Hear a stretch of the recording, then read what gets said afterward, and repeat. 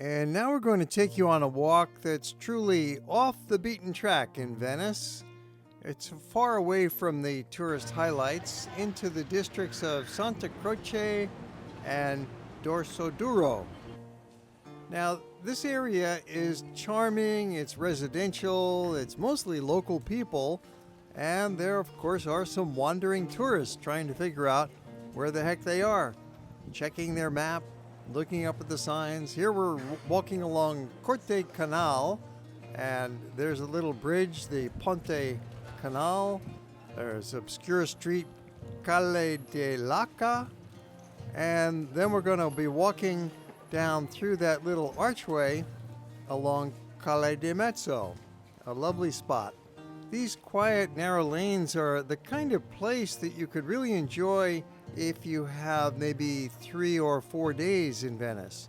If you've only got a day or two, you're going to be running around looking at the main sites. But if you have more time, or if this is your second visit perhaps, you can enjoy this kind of friendly back streets.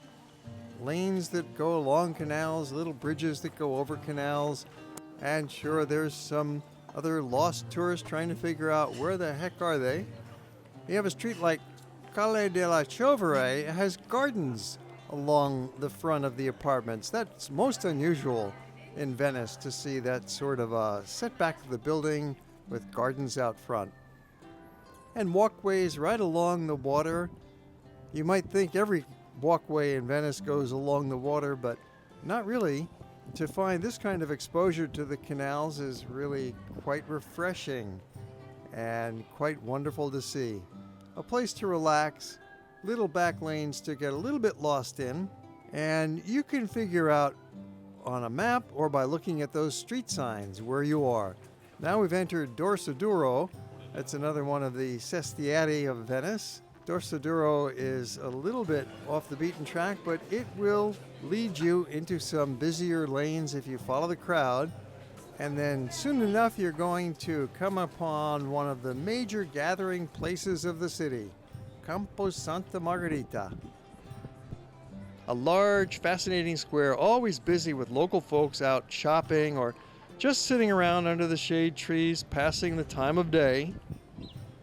This square is truly one of the delights of Venice, so pause here for a while and soak up the atmosphere.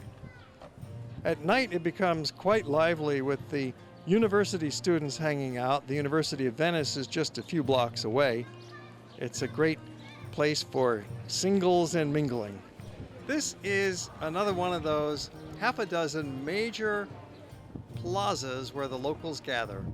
And a couple blocks south, you come to Campo San Barnaba.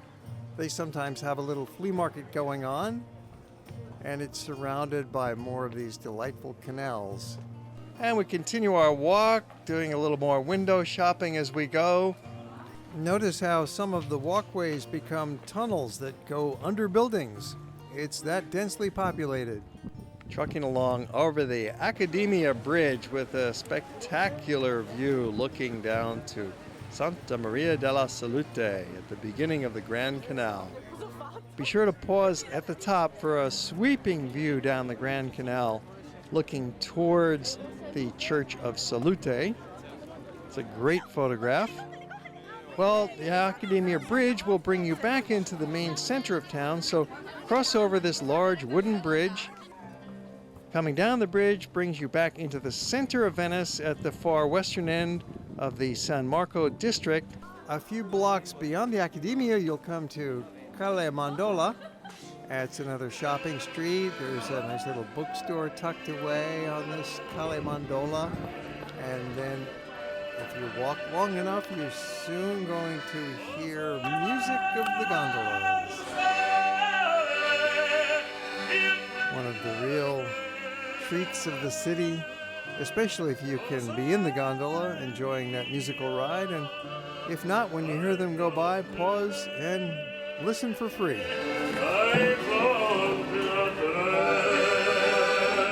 We've entered the central section of Venice, San Marco Sestieri, and there's an art class sitting, doing some sketching under the watchful eye of their art teacher.